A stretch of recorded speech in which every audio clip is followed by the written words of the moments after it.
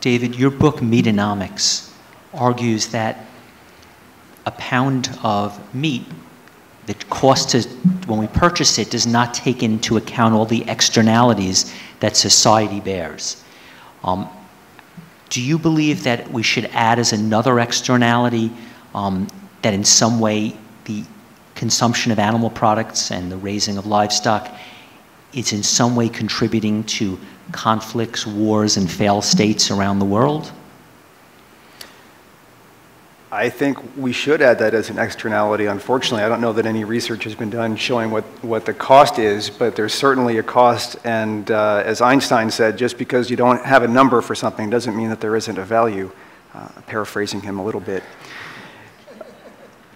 Whenever resources are scarce, it causes conflict, and that's sort of the root of conflict. In fact, I've seen Wills talk before, and he says that the Aramaic term for war arises out of "I want your cattle." Is that basically the desire for more cattle? The desire for more cattle. So we could certainly approach world peace by not eating as many cattle, I think, is the conclusion.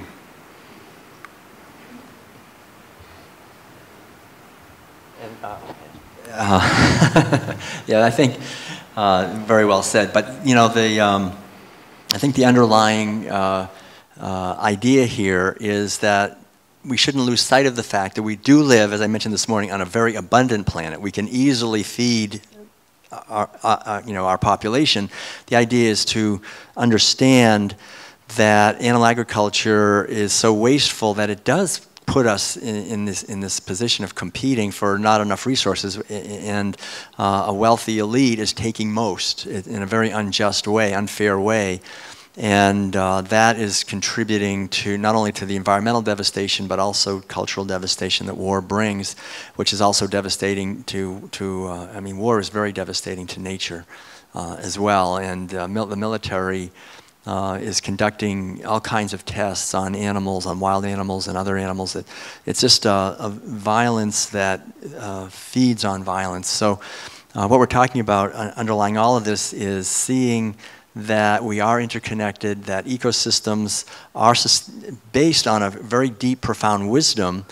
And that's one of the things I think that's so disturbing about genetic engineering, about the creation of all these new chemicals by human beings and releasing them into the environment, into systems that have a profound wisdom that has taken millions of years to evolve, and that we're really part of that. And that animal agriculture from the very beginning was this mentality of human beings being superior to animals and superior to nature and manipulating and dominating and impregnating against their will. And that mentality is really the very first science, actually. The first science on this in our society was men figuring out how they could breed animals that would give more meat and more milk and make more money for them. You know, and this is the foundation of a science that's about domination and exploitation and getting what we can, the most we can, out of nature in a way that is meant to increase profits. So I think we need a new kind of science that's based on a deeper wisdom, where Sophia, the sacred feminine, comes in, and a sense of wisdom of a science based on kindness and compassion and caring for life rather than dominating and exploiting it.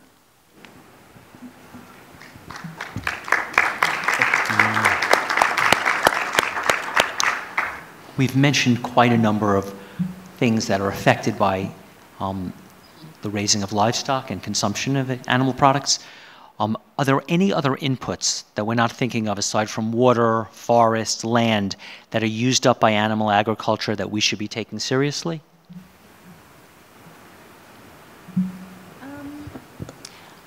Well, I think an element to this that is very important is the shift that we're seeing now to labels like sustainable and organic, things like that.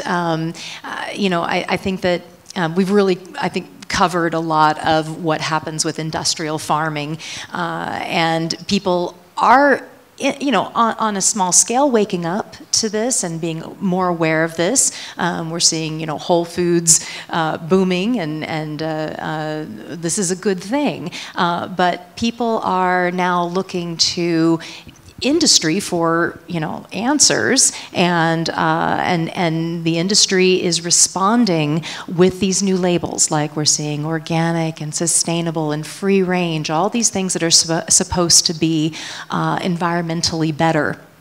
And you know, I did extensive research on this for my book, and I was ready to concede in my book that, sure, these labels are a little better, but going vegan's the best. You know, I thought that's what I was going to be saying again and again.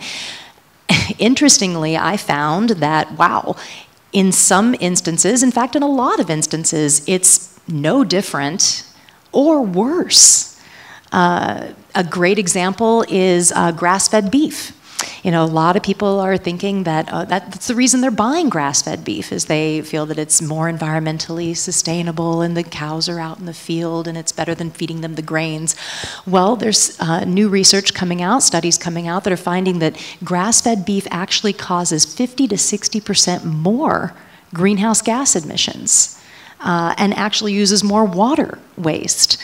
So in some instances, it's even worse, you know, and this local craze, there's so much around the local label and the local issue, and oh, buy it local, buy it local.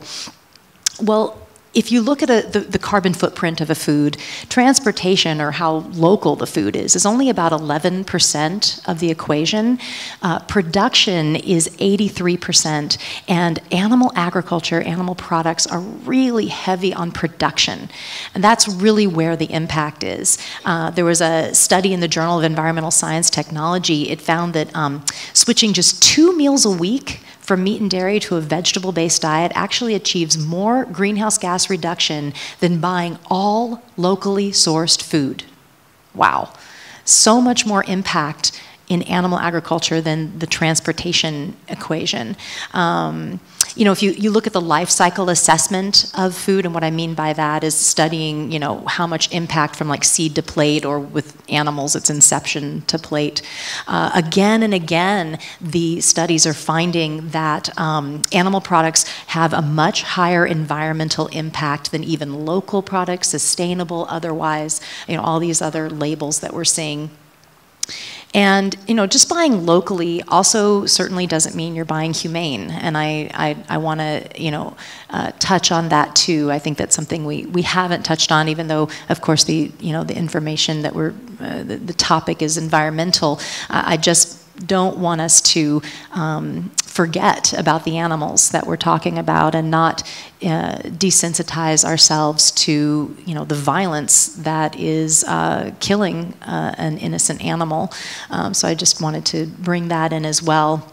I think that's a great question you asked about are there any missing resources? You know, we've talked about the climate, we've talked about rainforests, we've talked about oceans, rivers, streams, and land and petroleum and genetic diversity and microbial integrity, and, you know, think of this planet, you know, every aspect of our planet that we can possibly conceive of life, from the largest down to the smallest system, is adversely affected by animal agriculture enormously, from all the research I've ever done.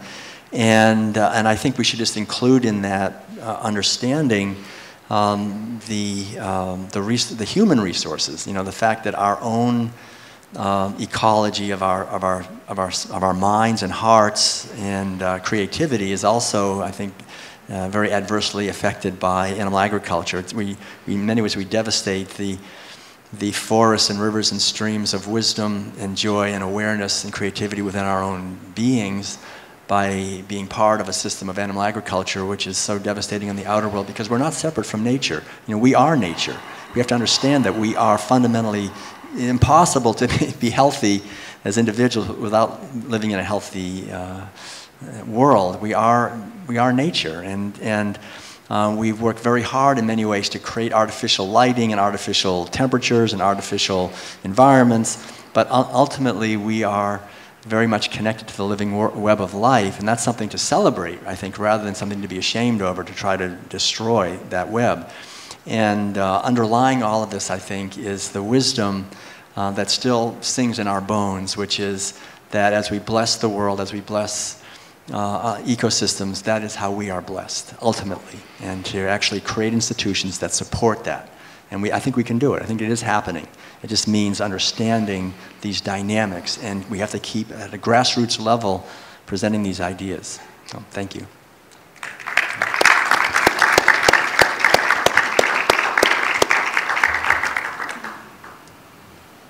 So my final question of the panel, I would say, is would you say that this is a sad and depressing and upsetting panel, or would you say this is the happiest, most optimistic, exciting panel in history because we just found a solution to the most serious problems of our time, and you have in one step you have a plan to completely dramatically impact every one of these things, and it's, instead of feeling hopeless, you're saying you actually think there's a hardcore, immediate solution that every single person could take action on instantly without anyone else even having to be involved. So would you feel that we have just had an upsetting conversation, or is this the greatest conversation and the most optimistic thing that we could possibly discuss? I'll go first. For the last question, I'll go first. I think the conversation is upsetting, but I think it's good that it's upsetting. But I also think that there's cause for optimism, and here's why. As Hope mentioned, most of the important institutions in this country and in the world today recognize that climate change is real, that it is caused by humans, and in many cases, these institutions recognize that animal agriculture plays a role. So we're being faced collectively with a major crisis, and we're being asked to deal with it, and animal agriculture is going to be seen as a cause of this crisis. There's simply no way around it. And I think that this will be an opportunity for us to address the way that we produce food in this country and in the rest of the world, and that will help us to address climate change. Yeah, I mean, very interesting question. It is upsetting, and it's angering, I think, to know that we have the solution and it's so easy. Just eat a plant-based diet. How hard is it, you know? And a lot of us in the room that have been vegan or vegetarian for a long time, we know that you can do it. It's not that hard. And you know, I think it's frustrating that the solution can be so simple. Yet so many people don't even know the information. So that, you know, that's frustrating and angering. But yeah, at the same time, it's very hopeful that, wow, you don't have to spend $1 billion on infrastructure change. And, you know, I mean, that's something that, you know, Will mentioned, the World Bank environmental advisors that put out the information that actually animal agriculture is over half of human cars' greenhouse gas emissions. And, you know, something they said in their report is, you know, all we need is a global shift to a plant-based diet. If we, you know, continue on the current trajectory of trying to shift from fossil fuel to, you know, renewable energy, it takes infrastructure change and, you know, government involvement and billions of dollars. And I mean, there's just so much to switch over to being, you know, solar and all of this. However, a global shift to a plant-based diet, so easy. It wouldn't take $1 billion. It wouldn't take government involvement. It just takes the will of the people. So it is hopeful that the solution is so simple. We've just got to get the information out there and make the food accessible make people understand that it's delicious and that it's easy and you can do it. It just takes a little extra effort in the beginning to find those foods, know where to go to get them. And once you've got your routine down and you've got, you go to your Whole Foods or whatever it is, that it's easy. And we can all do it. So there is a really hopeful part to it. We've just got to get on it. It's critical that it happens quickly. So. Well, thank you for the questions and creating this context. I think what David said is really true. It is upsetting to be a person who is sensitive to the suffering of animals, of hungry people, of ecosystem collapse and devastation, to take in the images of forest being just clear cut and animals losing their lives, and it's all very clearly part of a system that's gone awry. And yet there is, to me, something enormously empowering in understanding that it's not that the human being, the human species, is somehow tragically flawed, that we have this sort of innate mean streak and we're just going to ruin everything anyway because that's who we are. That we've actually just been born into a society with an obsolete food orientation where we're forced from the time we're little kids to eat these meals, and that kind of shuts down our natural abilities to make connections, to deal with things. But I think it's a tremendous tribute also to the human spirit that we are able to awaken out of this programming and to have these kinds of conversations and to have them going out at a grassroots level through the internet and through each other, through friends and relationships, and to spread this message. And at a fundamental level, it's an enormously positive message. It's a message of transformation, of awakening, of living our lives in alignment with the truth that we are, and in alignment with the truth that this planet represents, I think, also. And that in many ways, once people understand this, they won't go back. There's this basic sense. And once we really get this, we understand, and we're going to do everything we can to bring this message to more people. And so it's kind of like if you go into a room and you say, it's so dark in here, there's just one little candle, but you don't realize that there's a lot of people in that room and they all have a candle. It's just not lit yet. And we can light one, and that person can light one, and that person, and it just it can actually go very quickly. Once it seems to kind of go slow in the beginning, but once it takes off, it really can take off. And I think, quite honestly, I think the next 5 years could very well see an explosion of understanding about the importance of going vegan, of going plant-based in the way we're living, of having compassion for ecosystems and ourselves, that on every level, on the health level, the environmental level, the spiritual level, the level of environmental sustainability and water and everything else, the message is coming at from every direction. And I think we are the pioneers, perhaps, but there's a lot more coming. The most important thing is to find our unique way of contributing and just go forth and multiply the message. So, thank you very much.